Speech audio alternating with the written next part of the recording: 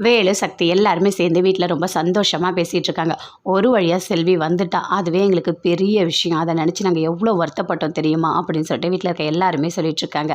எல்லாமே நல்லபடியாக முடிஞ்சது அப்படின்னு சொல்லிட்டு அங்கேருந்து செல்வி வராங்க. என்னம்மாமா, இனிமே அக்கா என்ன சொன்னாலும் அப்படியே கேட்கணும், புரியுதா அப்படின்னு சொல்லிட்டு செல்வி சொல்கிறாங்க. அப்படியே வெக்கப்பட்டு சிரிக்கிறாரு. வேலுவும் சிரிக்கிறாங்க. 2 பேருமே மாற்றி சிரிச்சிட்டே இருக்காங்க. சரி, நைட் இங்கேயே இருங்க, மேலே ரூமை ரெடி பண்ணுங்க அப்படின்னு சொல்லிட்டு சக்தியோட அப்பா சொல்கிறாரு.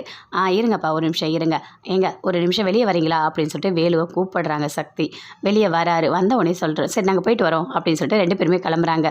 இல்லை ஒரே ஒரு நிமிஷம் உங்ககிட்ட நான் பேசணும் அப்படின்னு சொல்கிறாங்க. சக்தி அப்படி வெக்கப்படுறாங்க, சிரிக்கிறாங்க.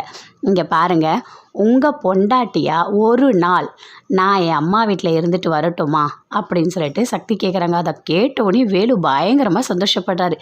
என்ன சக்தி, நீ இப்படிலாம் பேசவே மாட்டே, இப்படிலாம் பேசுகிற அப்படின்னு சொல்லிட்டு. இல்லை, உண்மையாக தான் நான் சொல்கிறேன் அப்படின்னு சொல்லிட்டு அப்படி வெக்கப்பட்டு சிரிச்சிட்டே இருக்காங்க. வேலுவும் பார்க்குறாரு. சரி, நீ சொல்கிறதெல்லாம் கரெக்டாக தான் இருக்குது. நீ ஒரு நாள் இல்லை, எவ்வளோ நாளும் இருந்துட்டு வா, நான் போகிறேன் சரியா அப்படின்னு சொல்லிட்டு அங்கேருந்து போகிறாரு. சக்தி உள்ளே வராங்க. வந்த உடனே அவங்க அப்பா நடந்த எல்லாத்தையுமே சொல்கிறாரு. அந்த பிரகாஷ் எல்லா ஃபோட்டோவும் வச்சுருக்கானாமா, அவன் கூட சேர்ந்து எடுத்த ஃபோட்டோ எல்லாமே வச்சுருக்கானா, அதை வச்சு தான் அவன் பிளாக்மெயில் பண்ணுறான் அப்படின்னு சொல்லிட்டு சக்தியோட அப்பா சொல்கிறாரு. அப்பா, அவன் என்னை கடத்தி வச்சிருக்கும் போது அவன் என் கிட்ட கூட வரல, அந்த மாதிரி ஒரு ஃபோட்டோ கூட அவன்கிட்ட கிடையாது, அவன் ஏமாத்துறான்ப்பா அப்படின்னு சக்தி சொல்கிறாங்க. அவனை நம்ம சும்மா விடக்கூடாதுப்பா, கண்டிப்பாக அவனை ஏதாவது நம்ம பண்ணணும் அப்படின்னு சொல்லிட்டு சக்தி சொல்கிறாங்க.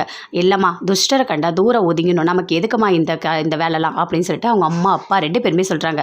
அப்படிலாம் பேசக்கூடாதுப்பா, நம்ம கிட்ட ஒருத்தவங்க வந்தால் கண்டிப்பாக அவங்கள ஏதாவது பண்ணணும், அப்போ தான் பயம் இருக்கும் அப்படின்னு சக்தி சொல்கிறாங்க. என்னம்மா, உன் வீட்டுக்கார் எப்படி பேசுவாரோ அதே சாயலில் நீயும் பேசுகிற அப்படின்னு சொல்லிட்டு சக்தியோட அம்மா அப்பா 2 பேருமே சொல்கிறாங்க. அப்படியே சக்தி பார்க்குறாங்க.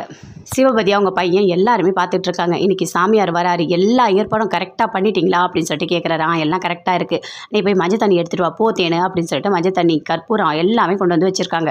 வச்சுட்டு வந்தோடனே சாமி வராரு. வந்தவொடனே வாங்க அப்படின்னு சொல்லிட்டு சிவபதி போய் கூட்டிகிட்டு வராரு. அப்படியே பார்க்குறாரு. என்ன வருங்கால எம்பி அணி அப்படின்னு சொல்கிறாரு. அதை கேட்டோடனே சிவபதி பயங்கரமாக சந்தோஷப்படுறாரு. எம்பியோட பொண்டாட்டி அணி அப்படின்னு சொல்லிட்டு உள்ளே வராரு. வந்தவொடனே மற்ற எல்லாத்தையுமே சொல்கிறாரு.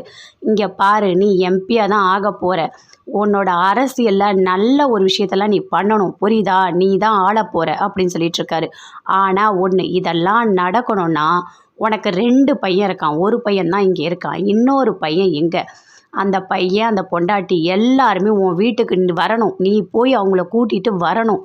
வந்தால் மட்டும்தான் இந்த நல்ல காரியம் நான் சொன்ன எல்லாமே நடக்கும், நீ கண்டிப்பாக எம்பி ஆவ. உன் பையன் இங்கே வரல, எதுவுமே நடக்காது, அவங்க கையில் தான் எல்லாமே இருக்குது அப்படின்னு சாமியார் சொல்கிறாரு. அப்படியா, கண்டிப்பாக நான் பண்ணுறேன், நீங்கள் சொல்லிட்டீங்கன்னா நான் கண்டிப்பாக பண்ணுறேன் அப்படின்னு சொல்லிட்டு சிவபதி சொல்கிறாரு. அப்போது அப்பா, நீங்கள் எம்பி ஆக போகிறீங்களா, எனக்கு எவ்வளோ சந்தோஷமாக இருக்குது, எம்பியோட பையனா அப்படின்னு சொல்லிட்டு இருக்காரு. டேய், கொஞ்ச நேரம் கம்மனு இருடா, சாமியார் வந்திருக்காரு, இப்போ இதெல்லாம் பேசிகிட்டு இருக்கா அப்படின்னு சொல்லிட்டு சிவபதி சொல்லிட்டு இருக்காரு. எல்லாமே உங்களுக்கு நல்லதாக தான் நடக்கும், எனக்கு இங்கே வரணும்னு தோணி இருக்குது, அதனால தான் நான் இங்கே வந்திருக்கேன், சரியா, நான் சொன்னதை கரெக்டாக செஞ்சிடணும், உன் பையனை போய் நீ கூட்டிகிட்டு வந்து வீட்டில் வை அப்படின்னு சொல்கிறாரு. நீங்கள் சொன்னால் கண்டிப்பாக நான் செய்கிறேன் சாமி அப்படின்னு சொல்லிட்டு சிவபதி சொல்கிறாரு. உங்களுக்கு வேறு ஏதாவது வேணுமா, உங்களுக்கு ஏதாவது வேணும்னா என்கிட்ட கேளுங்க அப்படின்னு சொல்லிட்டு சிவபதி சொல்கிறாரு. எல்லாம் நான் பார்த்துக்கிறேன், நான் எப்படி பண்ணணும், எனக்கு என்ன வேணும் எல்லாமே எனக்கு